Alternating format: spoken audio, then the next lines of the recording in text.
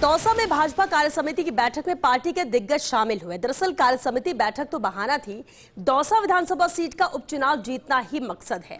Dausa seat Bhajpa के लिए इसलिए भी मायने रखती है कि भाजपा पहले विधानसभा सीट और फिर लोकसभा सीट पर बाजी हार चुकी है। कार्य समिति में शिकवा शिकायतों के बाद नेताओं की सिर्फ एक ही नसीहत थी कि हर हाल में सीट को जिताना है। देखिए ये रिपोर्ट। दौसा में 2 बार मात खा चुकी भाजपा विधानसभा उपचुनाव में कोई कसर नहीं छोड़ना चाहती, लिहाजा कार्य समिति की बैठक का आयोजन रखा गया। प्रदेशाध्यक्ष CP Joshi, deputy CM doctor Premchand Bairwa, कृषि मंत्री किरोड़ी लाल मीणा, पूर्व मंत्री राजेंद्र सिंह राठौड़ और प्रभुलाल सैनी जैसे दिग्गजों को दौसा पहुंचाया गया। प्रथम सत्र में संगठनात्मक चर्चा में मुद्दा उपचुनाव के इर्द गिर्द ही घूमता रहा, लिहाजा जीत का मंत्र दिया गया। प्रदेश कार्य समिति के बाद में ये प्रत्येक पूरे प्रदेश में हर जिले में जिला कार्य समिति निश्चित है और जिला कार्य समिति के बाद मंडल कार्य समिति भी होना निश्चित है।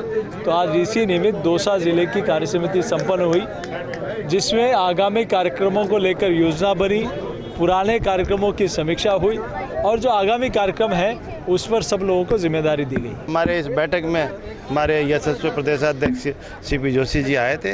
निश्चित रूप से कार्यकर्ताओं में जिस तरह से हम 3 महीने में हमेशा कार्य समिति की बैठक होती है और उस बैठक में हिस्सा लेने के लिए आए थे। दौसा में 2 बार मात खा चुकी भाजपा इस बार जातीय समीकरण साधने के साथ फूंक फूंक कर कदम रखना चाहती है, लिहाजा किरोड़ी लाल मीणा को चुनाव समिति का प्रभारी बनाया गया तो डिप्टी सीएम प्रभुलाल सैनी और ओम प्रकाश भड़ाना को भी जिम्मेदारी सौंपी गई है। कृषि मंत्री पद से इस्तीफा देने के बाद भी किरोड़ी लाल मीणा बैठक में पहुंचे और दावा किया कि सब मिलकर चुनाव जीतेंगे। मीटिंग तो चुनाव लड़ने की दृष्टि से हुआ है और भाषणों में सभी ने ये कहा जो कमल का फूल लेके आए वही हमारा कैंडिडेट है। और प्रमुख रूप से बात यह है कि बड़ा दिल्ली मुंबई एक्सप्रेस हाईवे बनाया, 78,000 करोड़ की ERCP आ रही है, फिर भी इस इलाके के लोग बहकावे में आ गए कि अगर मोदी जी प्रधानमंत्री बन गए तो ST/SC का आरक्षण खत्म कर देंगे, संविधान खत्म कर देंगे।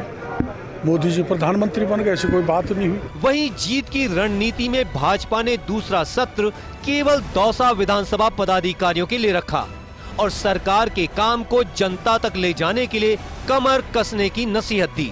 साथ ही दौसा विधानसभा के लिए विशेष मांगे मुख्यमंत्री भजनलाल शर्मा को बताने सहित चुनाव से पहले पूरी करवाने का लक्ष्य रखा गया। भारतीय जनता पार्टी की कार्यशैली रही है प्रदेश कार्य समिति के प्रस्तावों पर जिला कार्य समिति और जिला कार्य समिति के बाद में मंडल कार्य समिति और हम शक्ति केंद्र तक हमारे राजनीतिक प्रस्ताव पर चर्चा करते हैं। आज उसी के निमित्त ये बैठक है। दौसा का उपचुनाव भी है।